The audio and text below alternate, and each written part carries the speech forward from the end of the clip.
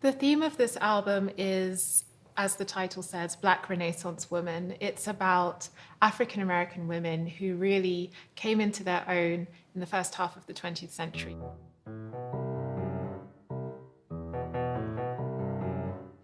The Black Renaissance is an era of cultural rebirth, and that translates into the music that we hear.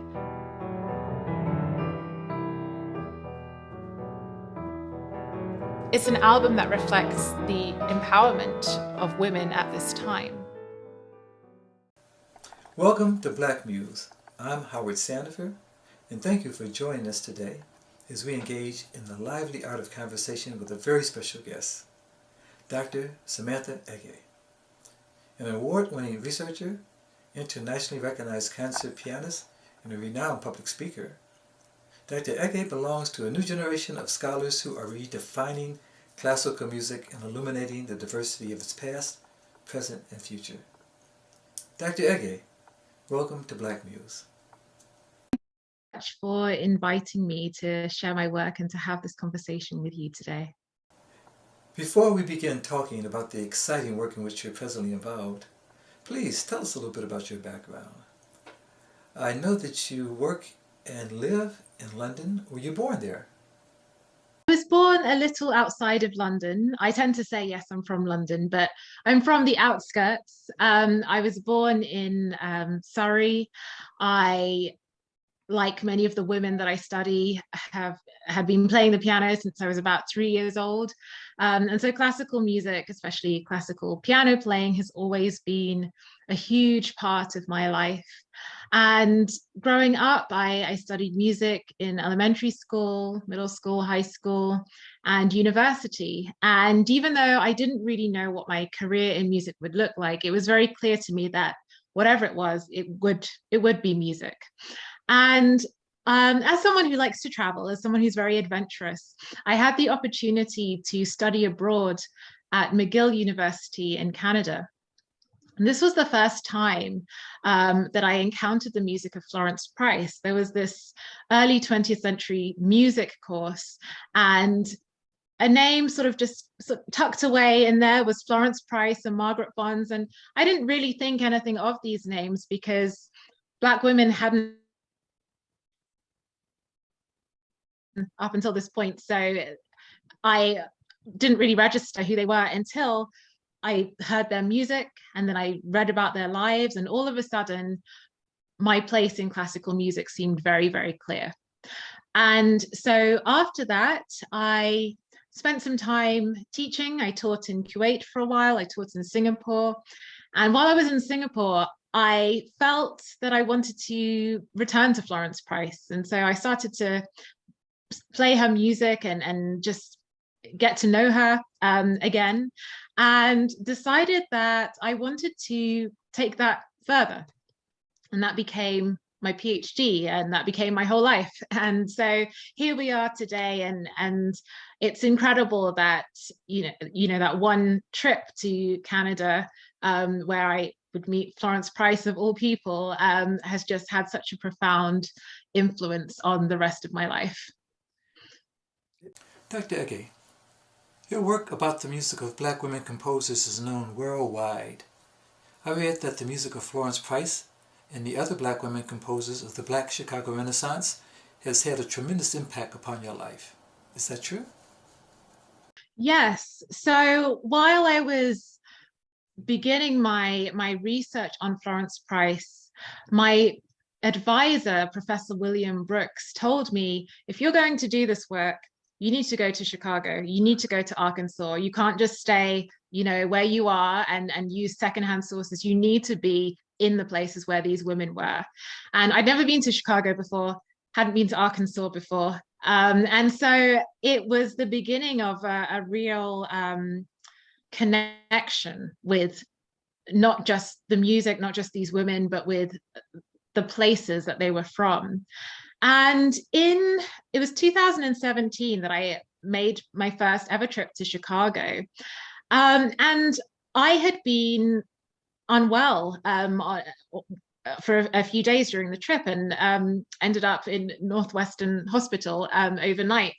And I was supposed to go to a concert at the CSO. And so I recovered, and I made my way to the concert. And I wasn't feeling great, and definitely wasn't feeling sociable.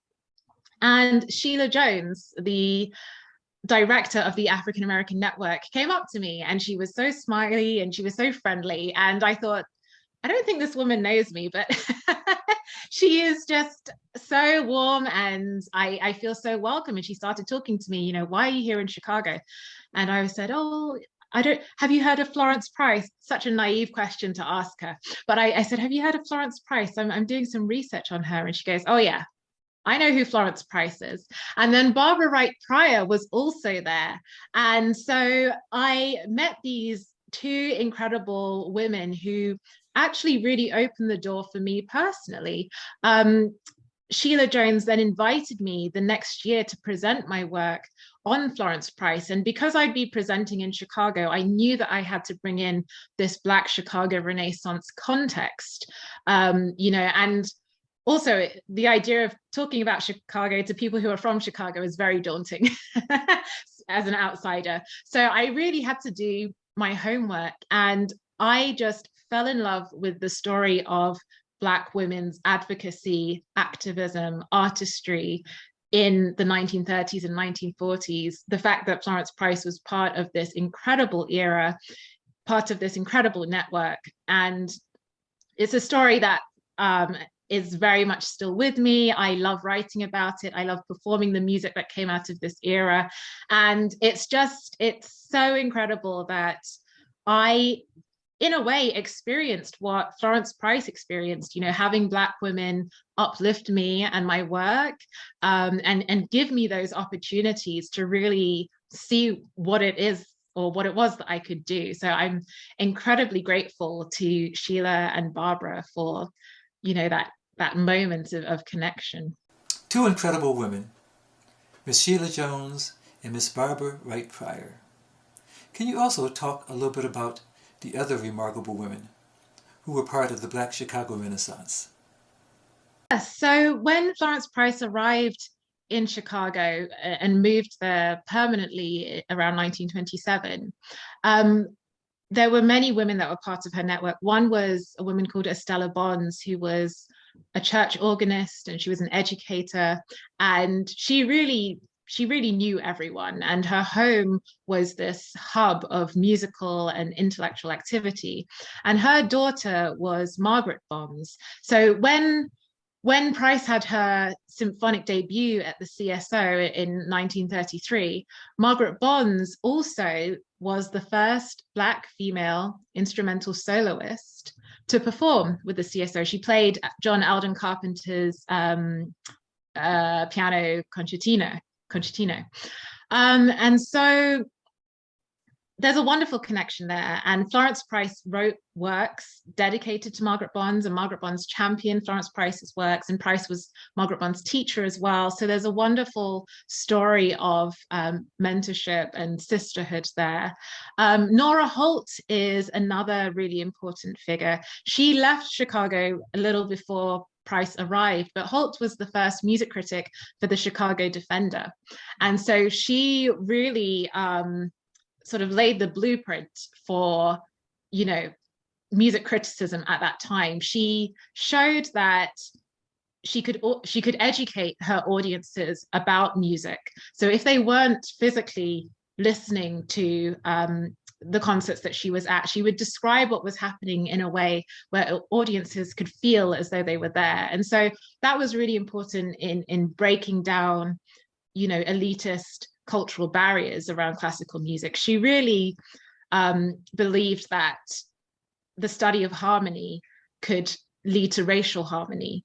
She had just very powerful ideas about music and its ability to transform. So when she left, Maud Roberts George took over as the music critic. And another thing also that I should mention about Holt is that she was the co-founder of the National Association of Negro Musicians and had a meeting at her home that really move things along, basically. The meeting, I think, was in 1918, and then the first conference was the year after at the Wabash Avenue YMCA. So she's a really pivotal figure there. And even when she leaves Chicago, her legacy is very much embedded, culturally. And Betty Jackson King, she's more of a later generation of Margaret Bond's generation, but her mother, of the same generation as Estella Bonds and Maud Roberts George and Nora Holt, was deeply involved in music making. She was a singer, very much involved in the church, founded the, I think, Imperial Opera Company to make sure that Black opera singers had opportunities that segregation just wouldn't allow them to pursue.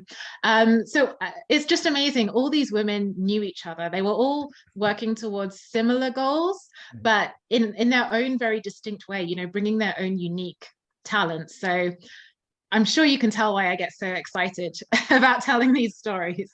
In 1933, the CSO, Chicago Symphony Orchestra, gave the world premiere of Symphony No. 1 by Florence Price, which was a truly historic event. The presentation of a symphony written by a woman, a Black woman, during the early 20th century, now that was unheard of at that time. Sadly, little has changed in the world of classical music since then. Would you agree? Yes, absolutely. I think that while it's wonderful that Florence Price is experiencing this revival, why is it that we're not recognizing contemporary Black classical composers, or those that came in between, her 1933 debut and the present moment that we're at? And I must recognize all of the sort of hidden academics and performers who created the work that would then inspire my own. Raylinda Brown, Dr. Raylinda Brown spent so much of her academic life trying to bring Price's story to the fore, and unfortunately died before the 2020 publication of her book. And she has done so much that she's not able to witness it, similar to Price herself breaking all these boundaries and not really being able to enjoy the fruits of her labor in a sustained way. I also think of Helen Walker Hill, whose collections are at the Center for Black Music Research, who she was a performer as well as a musicologist, like Dr. Raylinda Brown, and like me. And so to see scholarship that is more broadly defined, where you can be a performer, you can be a historian, and you can be someone who speaks to the public about this, is so important. And I think we should recognize that as we are recognizing Florence Price, who helped us to get to this point where we actually know about her. And you'll find that it's a long history of women. As you mentioned, many of those remarkable women were scholars as well as performers, as yourself. Let's listen to a performance by Dr. Samantha Ege, performing Negro Dance by Nora Holt.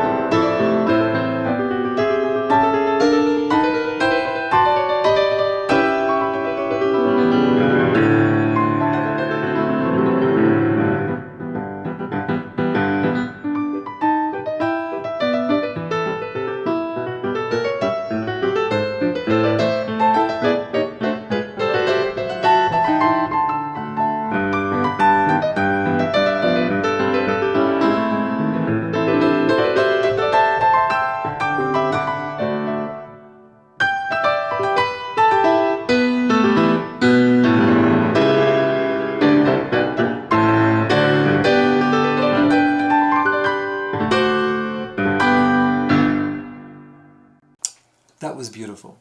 Bravo. Dr. Ege, can you share with us information about some of your present writing assignments, books, articles, research projects, collaborations? So the book that I'm writing at the moment is all about Florence Price's network. So I want to tell Florence Price's story as a collectivist history, as a history in which Florence Price is not the beginning, she's not the end, but she's part of this rich tapestry. So that's a book that I'm writing, and I also have some really amazing collaborative projects. So with my colleague A. Corey Hill, who is a PhD candidate at the University of North Carolina, Chapel Hill, we are writing the Cambridge Companion to Florence B. Price. And something that I just want to stress about these Cambridge Companions is that this is actually the first time that a Cambridge Companion has been written about a Black woman in classical music. And this is also the first time that Black women have been commissioned as co-editors of this. And we're actually technically junior scholars as well. So that makes it even more of an accomplishment, because it really shows that, you know, these labels ultimately, they don't mean anything. You know, we are so passionate about this area, and we have between us just so much expertise, and we're so excited and enthusiastic. So I think it's important to share that, because there's, you know, perhaps the sense that these Cambridge Companions reflect you know, the sort of staples of the canon, and that you have to be a certain kind of scholar, or you have to look a certain way to edit these volumes. And I love that Corey and I are just shattering all of that. So that's really exciting. I'm also co-authoring a Florence Price biography with Douglas Shadle, who is a professor at Vanderbilt University. So as I mentioned earlier, Raylinda Brown has written the biography on Florence Price. And what we're doing is we're not looking to replace that at all. What we want to do is just simply add to the knowledge about Florence Price.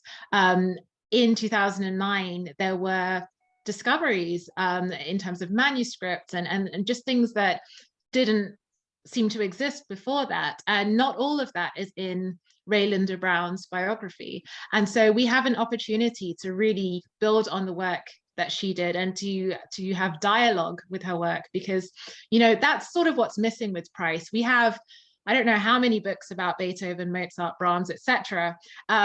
You know, and we have scholars approaching this from different angles, and it really adds to this rich body of literature.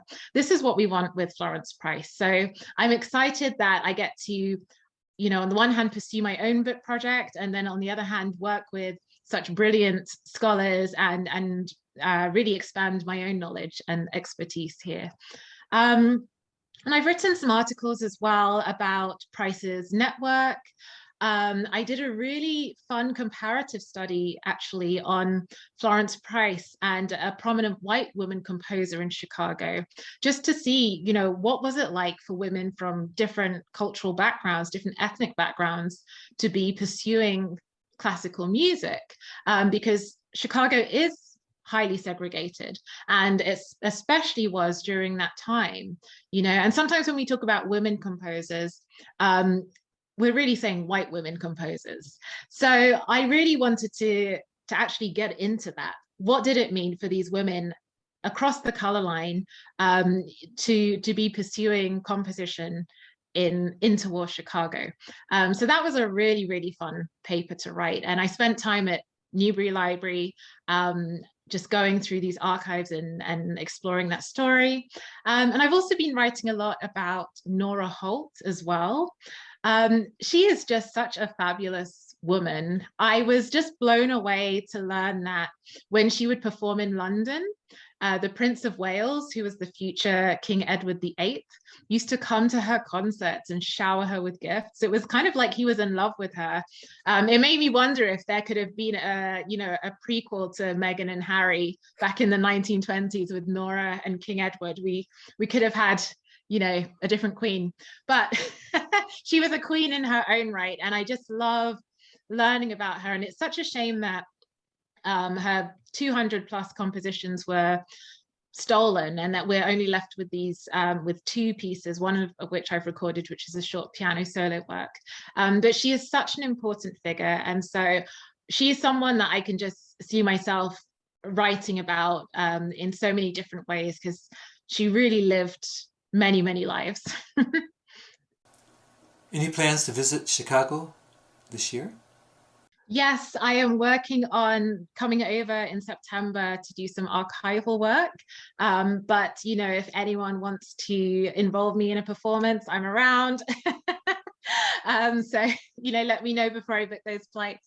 But yes, I plan to be in Chicago around the autumn, fall, I should say, of this year. And I think hopefully if things continue to improve, my visits will be a lot more regular as well. For those of us who want to continue to find out more about the work that you're doing and buy some of your CDs, buy your books as well, you do have a website, correct? Correct. My website is samanthaege.com. I'm also very active on social media, so Twitter, Instagram, and Facebook. I'm there. I'm always sharing my work, whether it's publications or albums or radio shows or just anything that I'm doing, I will share it. So it's very easy to follow what I'm doing.